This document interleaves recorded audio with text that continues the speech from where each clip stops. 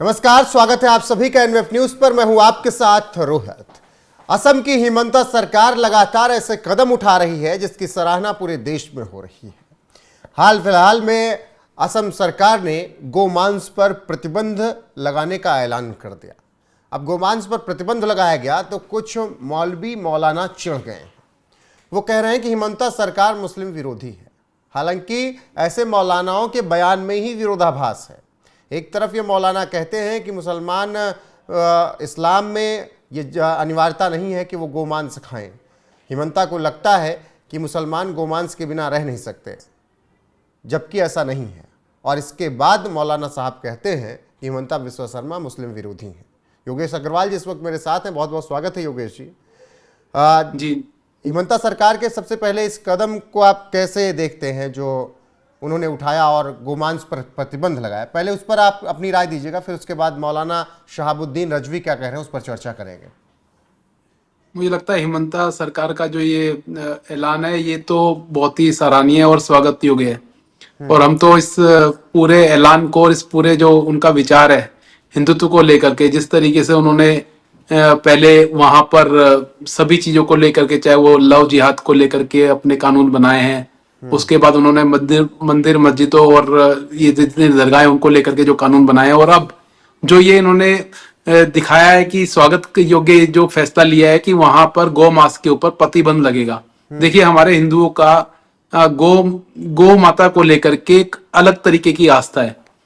कितने सारे हिंदुओं के ऐसे त्योहार हैं जहां पर गौ माता की पूजा करी जाती है और उसको हम अपने भगवानों के साथ जोड़ते हैं। और यहाँ तक बोला जाता है कि गौ माता से जो मूत्र आता है उसके अंदर भी हमारे हिंदुओं की आस्था है, उसको भी एक तरीके से चरणाव्रत की तरह लिया जाता है। और वहां पर अगर कोई सरकार जाकर के ये बोलती है कि गौ मांस को, जहां पर गौ माता की हत्या की जाती है गलत तरीके से खाली इस मांस को कंज्यूम करने के लिए, अगर उसके ऊपर रोक लगाती है, तो ये फैसला तो मुझे लगता है कि हमारे पूरे हिंदू समाज के लिए, हमारे हिंदुस्तान के लिए स्वागत योग्य फैसला है। और इस तरह के फैसले को तो पूरे इंडिया में इंप्लीमेंट करना चाहिए, पूरे भारतवर्ष में इंप्लीमेंट होना चाहिए। बिल्कुल, लेकिन इसी बीच ऑल इंडिया मुस्लिम जमात के अध्यक्ष मौलाना शहाबुद्दीन रजवी बरेलवी ने असम सरकार द्वारा गोमांस पर प्रतिबंध लगाए जाने के बाद एक बयान जारी किया, जिनकी तस्वीरें आप देख रहे हैं। शहाबुद्दीन रजवी यही हैं जी। उन्होंने कहा कि इस्लाम में गोमांस खाना कोई अनिवार्यता नहीं है। चलिए, अच्छी बात है, लोग अपनी पसंद के हिसाब से खाना पीना खाते हैं, ये भी अच्छी बात है। असम के मुख्यमंत्री हिमंता बिस्वा शर्मा को लगता है कि मुसलमान गोमांस खाए बिना रह नहीं सकते। सच्चाई यह है कि उनके गोमांस पर प्रतिबंध लगाने से मुसलमानों को कोई फर्क नहीं पड़ेगा। इनके ही बयान में विरोधाभास है। जब मुसलमानों में अनिवार्यता नहीं है तो ठीक है, लेकिन फिर ये क्यों कहने की जरूरत है कि हिमंता बिस्वा शर्मा को यह लगता है कि मुसलमान बिना गोमांस खाए रह ही नहीं सकता है? देखो, उनका जो ये कहना है ना, फर्क नहीं पड़ेगा, उनका कहने का पर्पस समझिए।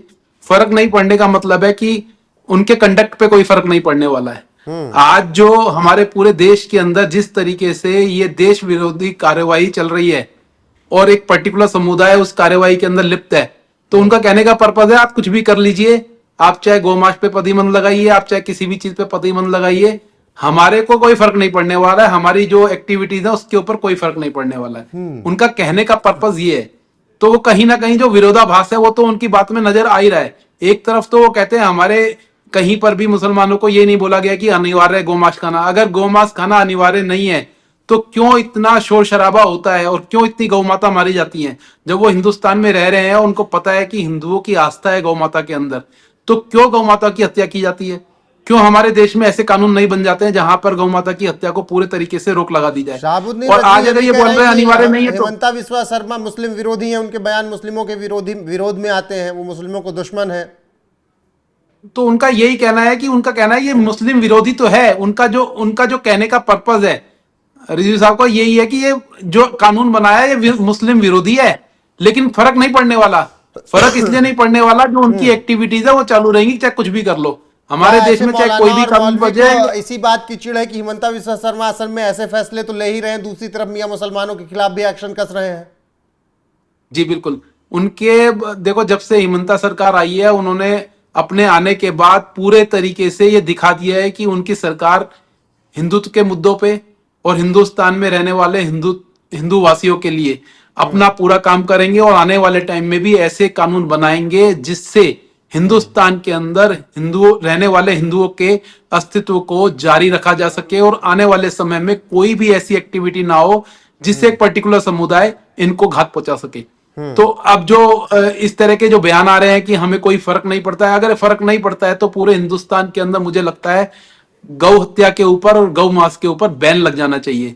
अगर इस तरह के बयान आ रहे हैं, खुद मुस्लिम समुदाय से ऐसे बयान आ रहे हैं कि उनको कोई फर्क नहीं पड़ता और अनिवार्य नहीं है मुस्लिम समाज के अंदर गौ मांस को खाना, तो आज हमें प्रण लेना चाहिए और इस तरीके से भारत सरकार को ये मैसेज जाना चाहिए कि अब वो वक्त आ गया है कि अब गौ मांस के ऊपर पूरे तरीके से पूरे इंडिया के अंदर प्रतिबंध लगना चाहिए, गौ हत्या के ऊपर पूरे इंडिया के अंदर प्रतिबंध लगना चाहिए। नहीं, जैसे अगर कहीं पर भी गौ से बयान आ रहे हैं योगेश जी, क्या वो भी इस फैसले का स्वागत नहीं कर सकते थे? मैं ये समझना चाहता हूं।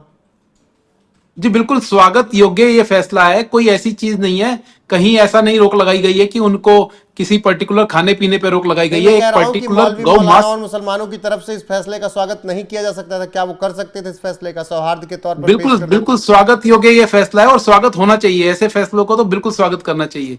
देखिए, जब मोदी सरकार 2014 में आई थी तो कहीं ना कहीं उनके मैनिफेस्टो में ये था कि गौ हत्या के ऊपर रोक लगाएंगे, लेकिन आज तक वो वादा पूरा नहीं हुआ। मुझे लगता है कि सरकार ने जिस तरीके से गौ रक्षा को लेकर कानून बनाया चुनाव से ठीक पहले, उसका फायदा मिल गया उन्हें।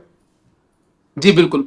अब मुझे लगता है हिमंता सरकार ने जो ये एक पहल शुरू करी है, ये सभी राज्यों के अंदर जहां जहां बीजेपी की सरकार है, मुझे लगता है हर राज्य के अंदर इस तरीके से गौ मांस के ऊपर प्रतिबंध लगना चाहिए और आने वाले समय में गौ हत्या के ऊपर भी कानून बनना चाहिए। बहुत ही जरूरी है हमारे देश के अंदर गौ हत्या के ऊपर कानून बनना। हिमंता सरकार जिस तरीके से असम में काम कर रही है, जिसको लेकर अक्सर चर्चा होती है योगेश जी, खासकर बांग्लादेशियों को लेकर, घुसपैठियों को लेकर वो बहुत ज़्यादा सख्त नज़र आते हैं, बयान भी उनके ऐसे आते हैं। एक खास तबका जिसमें निश्चित तौर पर मुस्लिम है, वो कहते हैं कि हिमंता बिस्वा शर्मा कभी नमाज पर बैन लगाने की बात कर देते हैं, कभी शुक्रवार की छुट्टी को लेकर वो ऐसे बयान देते हैं कि तुम शुक्रवार को छुट्टी लोगे तो फिर हम मंगलवार को हनुमान चालीसा पढ़ने निकल जाएंगे, और फिर कहते हैं कि इससे सामाजिक सौहार्द बिगड़ता है। देखिए, एक बात बताइए मेरे को रोहित जी, कि अगर ये बोला जाएगा कि शुक्रवार को पूरे रोड को घेर करके पब्लिक को परेशान करके नमाज पढ़ी जाएगी, खुले में नमाज पढ़ी जाएगी, तो अगर कोई हिंदू समुदाय आके ये बोलता है मंगलवार को रोड पे खड़े होकर के अपनी हनुमान चालीसा पढ़ेंगे, तो इसमें क्या समस्या है? यहाँ पर ये बोला जा रहा है कि इनको अगर नमाज पढ़नी है तो पब्लिक प्लेस के ऊपर ना पढ़े, ये अपना जो पूरी आस्था है उसको जारी रखें। हम नमाज पढ़ने को मना नहीं कर रहे, नमाज पढ़े, लेकिन क्या ये नमाज पब्लिक प्लेस पे ही पढ़ी जाएगी? क्या पब्लिक के बीच में बैठ के पढ़ी जाएगी? दिल्ली में इंदरलोक का जब मामला आया था तो आपको पता होगा, वहां पर एक पुलिस वाले को सस्पेंड करा गया था। मामला क्या था कि पूरी रोड को घेर करके वहां पर नमाज पढ़ी जा रही थी। हम तो इतना ही बोल रहे हैं कि भाई अपनी आस्था को जारी रखो, लेकिन किसी दूसरे पर्सन को तो परेशान मत करो। अगर यही हिंदू रोड के ऊपर खड़े होकर के हनुमान चालीसा पढ़ेंगे तो उससे समस्या हो जाएगी, उससे उनका जो पूरा सिस्टम है वो बिगड़ जाएगा, उनको लगेगा कि ये तो सामुदायिक बात कर रहे हैं। तो ये देखिए, ऐसा कुछ भी नहीं है। हिमंता सरकार जो भी फैसले ले रही है, चाहे वो बांग्लादेशियों को घुसपैठ के ऊपर बात है, अगर घुसपैठियों को हमारे देश में घुसाया जाएगा तो ये जो रिसोर्सेज है हमारे देश के अंदर, इनकी तो कमी पड़ेगी ना। क्या किस घुसपैठियों को हम आने के लिए यहाँ पर वो करेंगे? अब घुसपैठिए हैं तो उनको रोका जाएगा। जब एनआरसी एनसीसी की बात होती है, जब ऐसे कानून लाने की बात की जाती है कि बाहर से हिंदुओं को, जहां जो जिनके खिलाफ बाहर के देशों के अंदर जाति हो रही है, अगर उनको इंडिया के अंदर लाया जाए, उनके लिए ऐसे कानून बनाए जाए कि उनको इंडिया के अंदर वेलकम किया जाए, तो वहां पर दिक्कत होती है। इनको लगता है कि यहाँ पर एक पर्टिकुलर समुदाय के खिलाफ ये कानून बन रहा है और इनको देश से निकाला जाएगा। तो ये कानून को समझने के लिए तैयार नहीं है। कानून लेकर आई है, उस पर आपने बहुत अच्छे से कहा कि स्वागत योग्य फैसला है, लेकिन ऐसे मौलवी मौलाना जो चिढ़ रहे हैं उनको समझना चाहिए कि सामाजिक सौहार्द वो भी पेश कर सकते थे इस फैसले का स्वागत करके। बहरहाल, चर्चा में जुड़ने के लिए आपका बहुत बहुत शुक्रिया। आप दर्शकों की बारी है कि उनको ये चर्चा कैसी लगी और हिमंता सरकार का फैसला कैसा लगा। कमेंट में जरूर जाइएगा, बताइएगा, अपनी राय दीजिएगा। बने रहिएगा हमारे साथ और आखिर में हिमंता बिस्वा शर्मा का बयान भी सुनते जाइए। नमस्कार। हमारे असम में हमें गो हत्या को निश्चित करने के लिए कानून लाए थे। ये 3 साल हो गया, उससे हमें काफी सफलता मिला हूं। लेकिन अभी आगे जाके हम ये निर्णय किया हूं कि असम में गो मांस कोई भी रेस्टोरेंट और होटल में सर्व नहीं होगा और साथ में कोई पब्लिक फंक्शन में भी या पब्लिक प्लेस में भी ये सर्व नहीं किया जाएगा। सो ये हमने कंप्लीटली होटल, रेस्टोरेंट और पब्लिक प्लेस में बीफ को हमें कंजम्पशन ऑफ बीफ, मांस को खाना हमने आज से बंद करने का निर्णय लिया। पहले हमारा ये निर्णय था कि मंदिर का 5 किलोमीटर तक, लेकिन ये अभी हम पूरा स्टेट में एक्सपांड कर दिया हूं कि कोई भी कम्युनिटी प्लेस में, पब्लिक प्लेस में, होटल में, रेस्टोरेंट में आप इसको खा नहीं पाएगा। तो ये हमारा जो हमने शुरू किया था 3 साल आगे, इसको आज हम थोड़ा और एक कदम आगे बढ़ा के लेके गए।